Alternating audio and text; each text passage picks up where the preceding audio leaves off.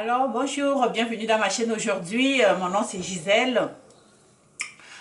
C'est toujours un plaisir de vous accueillir. Si c'est la première fois que vous découvrez ma chaîne, je vous demande de vous abonner. C'est gratuit. Les abonnements, c'est vraiment gratuit.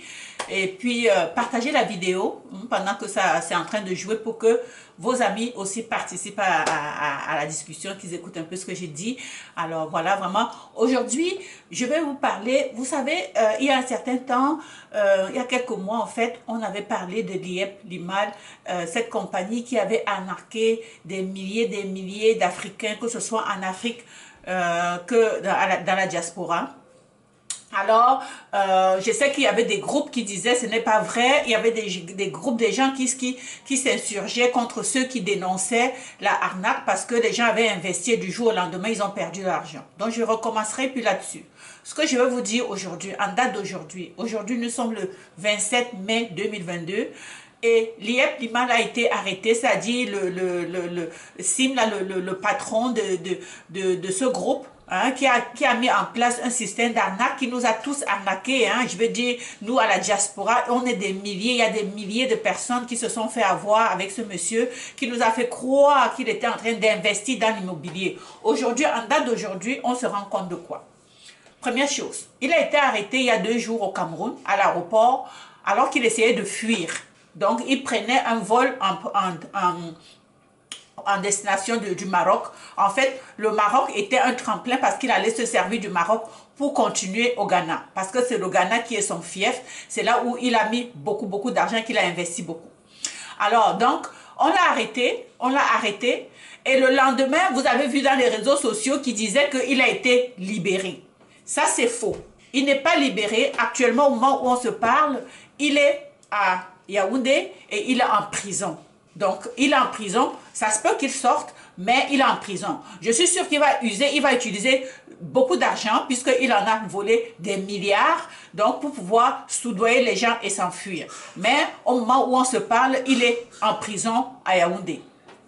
Ça, c'est une chose. Et ce qui est pour nous une bonne chose, parce que c'est la justice, enfin. Vous vous rappelez quand on avait commencé à le dénoncer, les gens qui étaient pour lui disaient que c'était faux, c'était des histoires. Et puis, ils ont commencé à sortir d'autres. Ils ont continué. Malgré ça, ils avaient continué à aller flouer les gens qui étaient plus naïfs en envoyant encore, vous savez, les messages qu'ils envoient dans les courriels des gens pour dire oh, ton argent que tu as mis, ça a rapporté tel montant, ton argent a rapporté tel montant. Il y a des gens qui ont continué malgré les avertissements que nous leur avons donnés depuis le début. Il y a des gens qui ont continué à mettre de l'argent dedans. Pourtant, c'était faux. Il n'y a plus un sou. Ok, on s'est rendu compte aujourd'hui que même son compte qui était au Cameroun, là où on disait qu'il avait 6 millions de francs CFA, même ce compte-là est vidé. Il n'y a plus rien. Il y a zéro argent. Et ok, on se rend compte qu'aujourd'hui, il a vidé tous ses comptes au Cameroun. Il est en train de préparer son évasion. Il est en train de passer, il sent la soupe qui est en train de chauffer. Il sent que s'il est vraiment mis en prison, il risque d'y passer plusieurs années parce que la arnaque qu'il a mis en place pour pouvoir flouer des milliers d'Africains, c'est inimaginable, c'est vraiment incroyable. Ça, c'est une chose. Deux choses, on s'est rendu compte de quoi? On s'est rendu compte que ce monsieur, au Ghana, vous avez vu comment quand son groupe, quand il faisait des rencontres, quand on appelait les gens, on vous montrait, quand on allait vous amener, vous parler de cette compagnie, on vous présentait la compagnie comme étant novatrice parce que le monsieur, il avait investi ou bien qu'il avait un plan, il était en train d'acheter un village à Kribi, il avait commencé à construire à Kribi, il avait commencé à construire au Ghana. On se rend compte aujourd'hui que c'était des histoires. Même les maisons qu'on montrait au Ghana, parce qu'on disait qu'il était en train de construire 550 villas au Ghana. On s'est rendu compte que ce n'est même pas vrai. C'est faux. Ok, il n'avait pas construit 550 villas. Il est rentré au Ghana sous le couvert d'une dame qui est très cotée au Ghana, qui elle-même est dans l'immobilier. Et donc, ce sont ces immobiliers-là qu'on présentait aux gens. Ok, mais oui, il a beaucoup d'investissements puisqu'il a des maisons. Il a à peu près entre 5 et 10 villas qui valent environ 5 millions de dollars. Ok, 5 millions de dollars. Moi, je vous parlais de 6 millions. C'était 6 millions de dollars au Cameroun que le compte est vidé. Donc, je reviens, donc je vous reprécise donc les affaires qui se passent au Ghana. Au Ghana, donc, il n'avait pas, les 250 villas qu'on nous montrait pour dire que, pour nous montrer que la compagnie était crédible, c'était faux. C'était faux, c'était du montage pour amener les gens à investir, à se dire, oh, enfin, on a un Africain qui est en train de penser à la prospérité des Africains. Sinon, il n'aurait pas embarqué autant de gars, autant de gens de la diaspora. Les gens de la diaspora qui sont rentrés là-dedans, c'était pas des idiots. Mais quand il faut croire que la façon dont son programme était présenté, ça paraissait tellement crédible que les gens ont embarqué là-dedans. Surtout que maintenant, on parle beaucoup de crypto-monnaie. Donc, pas de villa. Vous avez aussi vu comment on le présentait comme étant quelqu'un qui a été honoré par le chef. On l'avait montré dans un village où on l'avait nommé chef. Je me rappelle qu'on m'avait même parlé de ça. La personne qui m'avait abordé pour me demander de rentrer dans l'IEP m'avait montré cette vidéo en me disant, tu vois, c'est crédible parce que, regarde, il est devenu chef. Même dans un village au Ghana, on lui donne le titre de chef.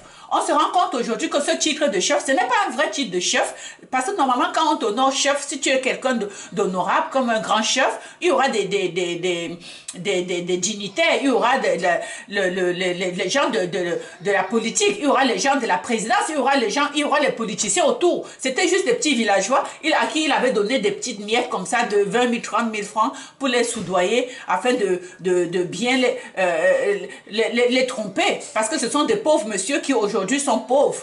Okay? On se rend compte aussi aujourd'hui que quoi? Que l'argent que vous ne pouvez plus toucher, l'argent que personne ne peut plus toucher, tout l'argent qui a été bloqué par ce monsieur, ça lui a permis de faire quoi? Le gars a acheté un puits de pétrole. Un puits de pétrole au Ghana. Le gars est en train de rouler sur l'or. Il a investi dans les offshore. Il a mis son argent un peu partout dans le monde pour fuir. Ok? Il a mis dans les paradis fiscaux. Le gars, aujourd'hui, il est assis. N'oubliez pas une chose. Il est parti avec environ 6 milliards de dollars US. 6 milliards de dollars US. Il ne sera plus jamais pauvre.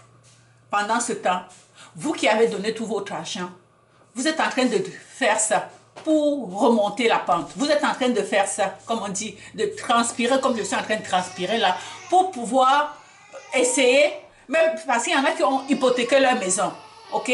N'y pensez plus, l'argent est parti, mais je vous dis seulement, ne perdez pas espoir parce qu'il y a des recours collectifs qui sont en cours présentement et vous allez avoir des nouvelles. Il y a un recours collectif qui est engagé contre ce monsieur et on ne lâchera pas, il ne faut pas perdre espoir.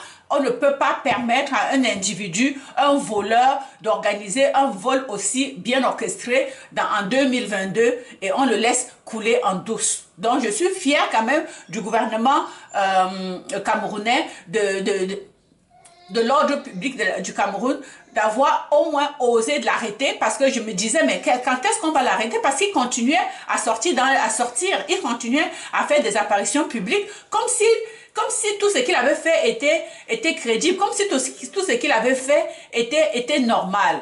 Ok? Donc, je suis vraiment contente parce que si on l'a arrêté, c'est parce qu'on commence déjà à comprendre que ce qu'il a fait, il y avait une arnaque là-dedans. C'était quelque chose qui était bien orchestré. Alors, restez à l'écoute. Ne perdez pas espoir. Il y aura une justice. Même si cet argent ne vous reviendra pas, mais au moins de savoir qu'il va être arrêté et qu'il va croupir en prison, je peux seulement vous dire, ça va vous aider à apaiser la plaie qu'il a causée dans vos cœurs. Alors, voilà, c'est ce que je voulais vous mettre au courant de cette dernière nouvelle. Ok? On se retrouve à la prochaine vidéo. Ciao!